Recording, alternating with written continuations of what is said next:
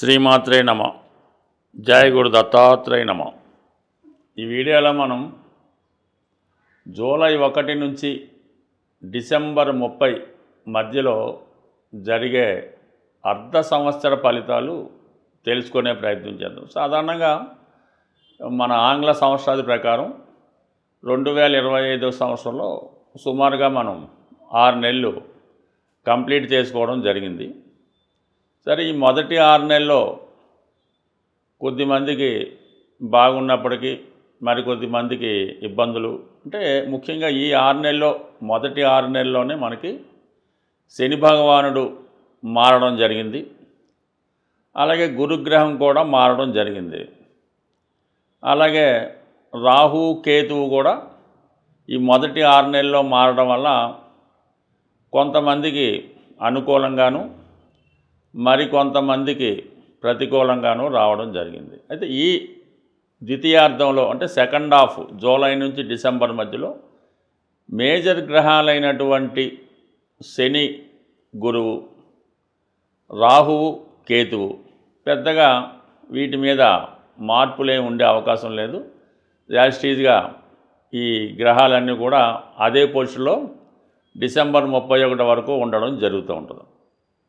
అయితే ముఖ్యమైనటువంటి గ్రహాలు శని భగవానుడు, గురుగ్రహం వక్రగమనం పొందడం జరుగుతుంది. మరి ఈ రెండవ 6 నెలల్లో నవంబరు 12వ తారీఖు నుంచి గురుగ్రహం వక్రగమనం పొందడం జరుగుతుంది. ఎప్పటిదాకా? మార్చి 11 వరకు కూడా ఈ గురుగ్రహం అంటే మనకి ఈ అర్ధ సంవత్సరంలో ఈ నవంబర్ 12 నుంచి సుమారు ఒక 50 రోజులు గురువు వక్రించే ఉంటాడు. దాని తర్వాత కూడా కొన్నాళ్ళు వక్రగమనం, అది నెక్స్ట్ వీడియోలో తెలుసుకుందాం. అలాగే అక్టోబరు 13వ తారీఖు నుంచి శనిగ్రహం వక్రగమనం పొందడం జరుగుతుంది. జనవరి 20 వరకు అంటే ఇంచుమించుగా ఈ అక్టోబర్ 13, నవంబరు, డిసెంబర్ మొత్తం శనిగ్రహం మనకి మీనరాశి అందే వక్రగమనం పొందడం జరుగుతుంది. అంటే ఈ వక్రగమనం పొందడం వల్ల కొంతమందికి అనుకూలంగాను మరికొంతమందికి ప్రతికూలంగాను మారడం జరుగుతుంటుంది. అంటే వక్రించిన గ్రహం ఏం చేస్తుందంటే తను ఉన్న స్థానం నుంచి 12వ స్థానాన్ని కూడా వీక్షించడం, అంటే అక్కడ ఫలితం కూడా ఇవ్వడం జరుగుతుంది. ఆ విధంగానే దృష్టి కూడా మరి ఈ 3 భావాల మీద అంటే శనికి ఉన్నటువంటి 3, 10 భావాలతో పాటు 7వ భావం యొక్క దృష్టి కూడా మారడం జరుగుతూ ఉంటుంది. అంటే డబల్ యాక్టింగ్ చేయడం జరుగుతూ ఉంటుంది. అలాగే గురుగ్రహం కూడా మనకి నవంబర్ 12 నుంచి వక్రగమనం పొందడం వల్ల ఇంచుమించుగా మళ్ళా బ్యాక్ వచ్చి ఫలితం ఇచ్చినట్టు కనబడుతుంటుంది. అయితే ఈ వక్రించిన గ్రహాలు ప్రధానంగా ఏం చేస్తాయంటే మనం ఒక మొదటి 6 నెలలు చేసిన ప్రయత్నాల్లో ఏమైనా విఫలమై ఉంటే ఈ గురువు వక్రించినప్పుడు మళ్ళీ ఇంకొకసారి ప్రయత్నం చేయమని ఆ గురుగ్రహం మనకి చెప్తూ ఉంటుంది. మనం ఏదో వివాహం కొరకో, ఉద్యోగం కొరకో, ఏదైనా ధనం కొరకో, సంతానం కొరకో ప్రయత్నం చేసి ఉంటాం. ఈ సమయంలో అంటే మంచుమించు జనవరి నుంచి అనుకొని మనకి నవంబర్ 11 వరకు ఏ ప్రయత్నం చేసినా విఫలమైంది. కాబట్టి గురువు వక్రించిన తర్వాత ఏంటంటే మళ్ళీ ఇంకొకసారి మనం ప్రయత్నం చేస్తే ఆ ప్రయత్నం నెరవేరే అవకాశం ఉంది. అంటే సాధారణంగా ఎవరి జన్మజాతకంలో గురువు వక్రగమనంలో ఉంటాడో వాళ్ళకి పనులన్నీ కూడా గురువు వక్రించి ఉన్నప్పుడు మాత్రమే జరుగుతుంటాయి. అంటే గోచార రీత్యా గురువు వక్రించి మీ జన్మజాతకంలో గురువు వక్రించి ఉంటే కంపల్సరిగా ఈ గురువు వక్రించినప్పుడు మీరు ఏ పంతాలు పెట్టినా అవ్వడం జరుగుతూ ఉంటుంది. కాని వారు కూడా ఇంకొకసారి ప్రయత్నం చేస్తే ఫలితం దక్కుతుంది. అప్పటికి కూడా అవ్వకపోతే దాన్ని కంప్లీట్గా వదిలివేయచ్చు. శని భగవానుడు కూడా మనకి అక్టోబర్ 13 నుంచి వక్రగమనం పొందడం జరుగుతుంది. శని ఉద్యోగకారకుడు కాబట్టి మరి గతంలో ఉద్యోగ ప్రయత్నం చేసి ఫెయిల్ అయినా లేదా మనకి ఉద్యోగం పోగొట్టుకున్నా తిరిగి సంపాదించడానికి ఈ శని భగవానుడు మీకు అనుకూలిస్తాడు. అలాగే మీ జన్మజాతకంలో శని భగవానుడు వక్రించుంటే గోచార రీత్యా శని వక్రించినప్పుడు మీకు సాధారణంగా శుభ ఫలితాలు రావడం జరుగుతుంటుంది. అందుకనే చాలామంది గురుబలం పెరగాలన్నా శని బలం కావాలన్నా వారి జన్మజాతక ప్రకారం వక్రించిన టైం కొరకు ఎదురు చూస్తుంటారు. కామన్గా ఆ వక్రించినటువంటి సమయంలో చాలా వరకు వారి పనులు కూడా సక్సెస్ అవ్వడం జరుగుతుంటుంది. ఇది కొంత అనుభవం బట్టి అది ఉంటుంది. కాబట్టి మనం ఉపయోగించుకున్న దాన్ని బట్టి ఆ ఫలితం ఉంటుంది. కాబట్టి కొన్ని ముఖ్యమైన ఫలితాలు రేపు 6 నెలల్లో ఏ ఏ రాశికి ఏ విధంగా జరుగుతుంది అన్న విషయాన్ని తెలుసుకునే ప్రయత్నం చేద్దాం ఈ వీడియోలో. కుంభరాశి వారికి జూలై 1 నుంచి 31 మధ్యలో రాబోయే అర్ధ సంవత్సర ఫలితాలు పరిశీలించినప్పుడు ఈ రాశి వారికి ఎలాగన్నా మరి 2వ స్థానంలో శని భగవానుడు చాలా వరకు ఏదన్నా మీరు అక్టోబర్ 13 దాకా ఒకలా ఉంటుందన్నమాట. ఏదన్నా కుటుంబంకి దూరంగా ఉపాధి కొరకు ప్రయత్నం చేయాలన్నా, లేదంటే కుటుంబానికి దూరంగా వెళ్ళి ధనం సంపాదించాలన్నా ఇవన్నీ కూడా మీకు అక్టోబర్ 13 దాకా అవకాశం ఉంటుంది. అక్టోబర్ 13 తర్వాత శని వక్రిస్తాడనమాట. వక్రించినప్పుడు ఏమవుతుంది, మళ్ళీ వెనకున్న ఫలితం ఇస్తాడు. అంటే కుంభరాశిలో మనకి జన్మరాశి శని అయిపోయింది కదా, తిరిగి మళ్ళీ మొదలయ్యే విధంగా మొదలవుతుంది. అంటే ఎప్పుడైతే శని మళ్ళీ వక్రించాడో ఈ కుంభరాశి వారికి ఏమవుతుందంటే, గతంలో మనం ఈ బాధ్యత అయిపోయిందిరా బాబు, ఈ ఇంటికి కట్టవలసినటువంటి ఇన్స్టాల్మెంట్ మొత్తం పూర్తయిపోయింది, అంటే పలానా వాడికి మనం నెల నెలా కట్టవలసినటువంటి బాధ్యత తీరిపోయింది అనుకుంటాం. కానీ మళ్ళా మొదలవుతుందన్నమాట.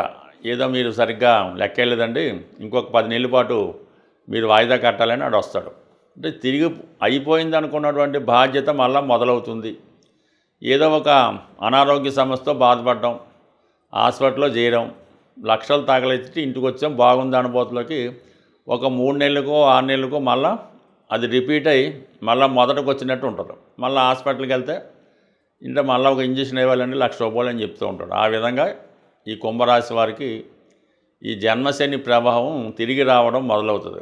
అయితే ఇది అందరికీ వర్తించదు. ఎవరైతే క్రమశిక్షణతో డిసిప్లిన్గా ఎటువంటి ప్రలోభాలకి లొంగకుండా ఎటువంటి బలహీనతలు లేకుండా ఉంటే మాత్రం 100% మీరు ఈ ప్రభావం నుంచి బయటపడతారు.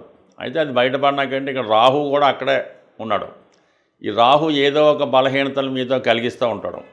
ఏదో సినిమా తీద్దామని ఆలోచన వస్తుంది, లేదంటే మళ్ళా ఏదైనా ఒక ఇండస్ట్రీ ప్రారంభిద్దామని ఆలోచన వస్తూ ఉంటుంది. డబ్బులు లేకపోయినా ప్లాన్ వేస్తూ ఉంటాడు, సులువుగా సంపాదించాలనే ఆలోచన. కొన్ని సందర్భాల్లో ఎదుటి వారి యొక్క బలహీనతలను గమనించి దాన్ని మనం సక్సెస్గా మార్చుకోవాలనే ప్రయత్నం కూడా జరుగుతూ ఉంటుంది. ఈ ప్రయత్నంలో శని కూడా తోడవడం వల్ల ఏదైనా మకర రాశి వారు మళ్ళా యుద్ధానికి సిద్ధం కావాల్సిందే. అయితే ఈ పోరాటంలో గెలవాలన్నా ఓడాలన్నా అది మీ చేతుల్లో మాత్రమే ఉంటుంది. గెలవాలంటే కొన్ని వదులుకోవాలి, ఓడాలంటే ఇంక మీ ఇష్టం ఎలాగున్నా పర్లేదు, ఫెయిల్యూర్కి పెద్ద కష్టపడక్కర్లేదు. కష్టపడాలంటే సక్సెస్ రావాలంటేనే చాలా బలహీనతలను వదులుకోవాలి, చాలా కోరికలను వదులుకోవాలి, అప్పుడు సక్సెస్ వస్తుంది. శని ఇవ్వగలడు, తీయగలడు. రాహు మాత్రం అదే ఉండదు, కేవలం ఇవ్వడమే రాహు పని. మనకి ఏది కావాలంటే ఇస్తాడు. ఇటువంటి వ్యసనాలు, వ్యామోహాలు, కోరికలు ఇస్తూ ఉంటాడు. కానీ శని భగవానుడు 2 చేయగలడు. కాబట్టి మరి శని కర్మకారకుడు అయ్యాడు, అది మీ చేతుల్లో ఉంటుంది. అయితే గురువు కొంతవరకు సహకరిస్తాడు మీకు. 5వ స్థానంలో గురువు రాశిని వీక్షించడం వల్ల చాలా వరకు మిమ్మల్ని మంచి మార్గంలో పెట్టే ప్రయత్నం చేస్తూ ఉంటాడు. రాశిలో ఉన్న రాహు ఏమో ఏదో వ్యసనాల మీద, బలహీనత మీద ఆసక్తి చూపితే గురువు దాన్ని వద్దు, తప్పని చెప్తూ ఉంటాడు. చెప్పి దారిలో పెట్టే ప్రయత్నం చేస్తాడు. అంటే వినివాడు వింటాడు, లేనివాడు లేడనుకోండి, ఇదొక ప్రయత్నం. అయితే మళ్ళీ గురువు కూడా వక్రిస్తున్నాడు. ఎప్పుడు నవంబర్ 12 వక్రించి 4వ భావానికి రావడం జరుగుతుంది. ఇప్పుడు ఏమవుతుంది, 4, 8, 12 యాక్టివేట్ అవ్వడం వల్ల ఇది ఎస్పెషల్లీ ఏదైనా వైద్యశాలలో చేరడానికో, ఆశ్రమంలో చేరడానికో, ఓల్డేజ్ హోమ్లో చేరడానికో అవకాశం ఉంటుంది. విద్యార్థులు ఎవరన్నా ఉంటే హాస్టల్లో ఉండి చదువుకుంటేనే బాగుంటుంది తప్ప డే స్కాలర్గా కుదరదు. కాబట్టి వాళ్ళు చక్కగా హాస్టల్కి వెళ్ళి చదువుకుంటే ఆ ప్రయత్నం నెరవేరుతుంది. ఇవన్నీ కూడా ఈ కుంభరాశి వారికి కొంతవరకు ఒక పరీక్షా సమయం లాంటిదే. దీన్ని నెగ్గాలంటే మాత్రం మీరు క్రమశిక్షణతో ఉండాలి. కేతు సప్తమంలో మళ్ళీ ఇదొక పెద్ద ప్రాబ్లం ఏంటంటే జీవిత భాగస్వామి యొక్క సహకారం కూడా ఉండదు. మీరేదో కష్టాలు పడి సికాగా పడుతుంటే ఆవిడ చక్కగా వాళ్ళు పుట్టింటికి వెళ్ళి వాళ్ళ కార్యక్రమాలు ఏవో చూడడం జరుగుతూ ఉంటారు. లేదు మీరు స్త్రీ అయి ఉంటే మీరేదో సతమతమవుతూ ఇబ్బందుల్లో ఉంటే మీ భర్త గారు హ్యాపీగా ఏ రాజకీయాల్లోనో ఏదో ఇతర స్టేట్లో డ్యూటీ వేసుకొని అక్కడ తిరుగుతూ ఆయన ఆ విధంగా అంటే మిమ్మల్ని ఒంటరి చేసే ప్రయత్నం జరుగుతూ ఉంటుంది. కావలసిన వాళ్ళంతా మిమ్మల్ని వదిలేసి దూరం వెళ్ళినట్టు కనబడుతూ ఉంటుంది. ఇది విద్యార్థులకి ఇదే స్థితి కనబడుతుంది, మిడిల్ వారికి ఇదే కనబడుతుంది. వృద్ధుల పని ఇంకా మనం చెప్పలేం. వారికి ఏదన్నా గిన్షనో వస్తే పర్లేదు తప్ప ఎటువంటి ఆదాయం లేని ఈ వృద్ధులకు మాత్రం ఈ రాశి వారికి మరి వాళ్ళు కంపల్సరిగా మరి ఎక్కడుంటారన్నది వాళ్ళు దీన్ని బట్టి ఆధారపడి ఉంటుంది. ముఖ్యంగా ఈ గ్రహాల స్థితిని గమనించినప్పుడు ప్రతి రాశి వారికి కూడా ఈ రాబోయే 6 నెలల్లో అంటే ప్రధాన గ్రహాలైనటువంటి శని భగవానుడు మీనరాశిలో ఉండడం, మరి రాహు కుంభరాశిలో ఉండడం, కేతువు సింహరాశిలో ఉండడం, అంటే పాపగ్రహాలు ఏ రాశుల్లో ఉంటాయో ఆ రాశులకి సంబంధించినటువంటి పరిహారం చేసుకుంటే మనకి ఆ గ్రహాలు యోగిస్తాయి. శుభగ్రహాలకు మనం పెద్దగా ఏం పరిహారం చేయక్కర్లేదు, అవి ఆటోమేటిక్గా యాక్టివేట్ అవ్వడం జరుగుతూ ఉంటుంది. శుభగ్రహాలు ఇచ్చే ఫలితాన్ని పాపగ్రహాలు అడ్డుకుంటాయి కాబట్టి మనం ఈ పాపగ్రహాలకి పరిహారం చేయవలసి ఉంటుంది. అదే ముఖ్యంగా ఎక్కువగా ఈ శని గురువు ఈ 2 గ్రహాలు ప్రధానంగా ఈ రాబోయే 6 నెలల్లో ప్రతి ఒక్కళ్ళ జాతకం మీద ప్రభావం చూపుతుంది. ఎందుకంటే వక్రించిన గ్రహం తన బలాన్ని విశేషంగా పెంచుకుంటుంటుందన్నమాట. ఆ కారణం వల్ల సహజ భాగ్య రాజ్యాధిపతులైనటువంటి ఈ 2 గ్రహాలు అంటే మనకి ఒక లక్ష్మీనారాయణ యోగం ఏర్పడినట్టు ఈ 2 గ్రహాలు మనకి ప్రభావం చూపుతూ ఉంటాయి. ఈ సమయంలో మీరేం చేయాలంటే కళ్యాణం చేయించవలసి ఉంటుంది. అంటే ఎవరికి చేయించాలి? వెంకటేశ్వర స్వామి కళ్యాణం చేయించడం వల్ల కంప్లీట్గా మీకు శుభం జరిగే అవకాశం ఉంది. సో ఏదైనా ఈ రాబోయే మనకి ఈ 6 నెలల్లో మరి కార్తీక మాసంలో కానీ శ్రావణ మాసంలో కానీ మీరు ఏదైనా దేవస్థానంలో సామూహికంగా వెంకటేశ్వర స్వామి కళ్యాణంలో పాల్గొంటే చాలా మంచి ఫలితం రావడం జరుగుతూ ఉంటుంది. అన్ని గ్రహాలకి ఆదిదైవంగా ఉన్నటువంటి పరమేశ్వరుడు శివుడు. వీలున్నవాళ్ళు ఏదైనా ఒక పంచారామాలు కానీ ఇటువంటి శివుని యొక్క ముఖ్యమైన క్షేత్రాలు ఒక్కసారి దర్శించడం మంచిది. అంటే ఏ ప్రాంతంలో ఉన్నవాళ్ళు ఆ ప్రాంతంలో ఉన్నటువంటి దేవాలయంలో చేయడం వల్లే ఎక్కువ ఫలితం రావడం జరుగుతూ ఉంటుంది. సుమారుగా మనకి ఈస్ట్ గోదావరిలో ఈ ద్రాక్షారం చుట్టుపక్కల ప్రతి నక్షత్రానికి సంబంధించినటువంటి ఒక దేవాలయం ఉన్నది. ప్రతి నక్షత్రానికి ఒక దేవాలయం ఆ చుట్టుపక్కల ఊళ్ళో ఉండడం జరుగుతూ ఉంటుంది. ఆ విషయాన్ని మనకి ద్రాక్షారామం దేవాలయంలో డిస్ప్లే చేయడం కూడా జరుగుతూ ఉంటుంది. ఏ నక్షత్రం వారు ఆ నక్షత్ర దేవాలయాన్ని సందర్శించడం వల్ల వారి యొక్క దోషం కూడా పరిహారం అవుతుంటుంది. అవకాశం ఉన్నవాళ్ళు ఒక్కసారి మీరు ప్రయత్నం చేయండి. లేదు జన్మాంతరంగా మనం బాగుండాలి, మన వంశం బాగుండాలంటే ఆ 27 నక్షత్రాలకి సంబంధించినటువంటి 27 దేవాలయాలు కూడా ఒకసారి మీరు ఒక నెలలోనో సంవత్సరంలోనో దర్శించడం వల్ల చాలా మంచి ఫలితం రావడం జరుగుతూ ఉంటుంది. సో ఇది మనం కష్టపడి సాధించబడిన ఫలితాలు. సూక్ష్మంలో మోక్షం రావాలి, చిన్న ప్రయత్నంతో విఘ్నేశ్వరులాగా మొత్తం ఫలితం రావాలనుకుంటే గోసేవను మించింది లేదు. మరి ఏదైనా గోసేవ అంటే ఆవుకి 2 అరటిపళ్ళు ఒక బెల్లం ముక్క పెట్టడం అయితే కాదు.